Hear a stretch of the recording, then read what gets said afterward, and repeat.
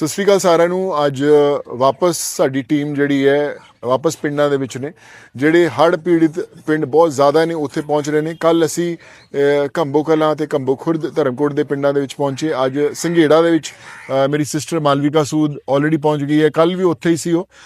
ਸਾਰਾ ਦਿਨ ਲੱਗ ਜਾਂਦਾ ਇਹਨਾਂ ਪਿੰਡਾਂ 'ਚ ਲੋਕਾਂ ਨੂੰ ਮਿਲਦੇ ਹੋਏ, ਤੇ ਇਸ ਲਈ ਕਈ ਪਿੰਡਾਂ 'ਚ ਪਹੁੰਚਣ ਨੂੰ ਸਾਨੂੰ ਟਾਈਮ ਲੱਗੂਗਾ, ਲੇਕਿਨ ਵਾਅਦਾ ਜ਼ਰੂਰ ਕਰਦੇ ਹਾਂ ਕਿ ਹਰ ਪਿੰਡ 'ਚ ਪਹੁੰਚਣ ਦੀ ਕੋਸ਼ਿਸ਼ ਕਰਾਂਗੇ।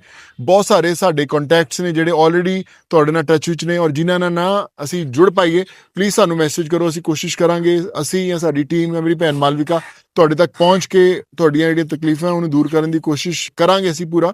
ਪਰ ਇਹੀ ਕਹਾਂਗੇ ਕਿ ਜਿੰਨਾ ਸੱਟ ਵੱਜੀ ਹੈ ਇਹ ਫਲੱਡਸ ਦੇ ਕਾਰਨ, ਥੋੜਾ ਟਾਈਮ ਲੱਗੂਗਾ ਵਾਪਸ ਪੈਰਾਂ ਤੇ ਖੜੇ ਹੋਣ ਨੂੰ, ਲੇਕਿਨ ਅਸੀਂ ਜੁੜੇ ਰਵਾਂਗੇ ਐਂਡ ਤੱਕ। ਭਾਵੇਂ 1 ਮਹੀਨਾ 2 ਮਹੀਨਾ 3 ਮਹੀਨੇ ਜਿੰਨਾ ਵੀ ਸਮੇਂ ਲੱਗੇ, ਅਸੀਂ ਕੋਸ਼ਿਸ਼ ਕਰਾਂਗੇ ਜਿਹੜੇ ਤੁਹਾਡੇ ਨੁਕਸਾਨ ਹੋਏ ਕਿਸ ਤਰ੍ਹਾਂ ਰਲ ਮਿਲ ਕੇ ਅਸੀਂ ਪੂਰੇ ਕਰੀਏ, ਤਾਂ ਕਿ ਵਾਪਸ ਇੱਕ ਮਿਸਾਲ ਕਾਇਮ ਕਰ ਸਕੀਏ ਕਿ ਪੰਜਾਬ ਜਦੋਂ ਵੀ ਤਕਲੀਫਾਂ ਆਈਆਂ ਤੇ ਸਾਰੇ ਪੰਜਾਬੀ ਭਰਾਵਾਂ ਨੇ ਇਕੱਠੇ ਹੋ ਕੇ ਵਾਪਸ ਨਈ ਜ਼ਿੰਦਗੀਆਂ ਸ਼ੁਰੂ ਕੀਤੀਆਂ। ਪੰਜਾਬ ਦੇ ਨਾਲ ਸੋਨੂ ਸੂਦ ਹਮੇਸ਼ਾ ਖੜਾ ਰਹੂਗਾ, ਉਹਦੀ ਭੈਣ ਮਾਲਵਿਕਾ ਸੂਦ ਹਮੇਸ਼ਾ ਖੜੀ ਰਹੂਗੀ। ਸਤਿ ਸ਼੍ਰੀ ਅਕਾਲ ਸਾਰਿਆਂ ਨੂੰ। ਚਲੋ ਮਿਲ ਜੁਲ ਕੇ ਪੰਜਾਬ ਨੂੰ ਵਾਪਸ ਪੈਰਾਂ ਤੇ ਖੜਾ ਕਰੀਏ।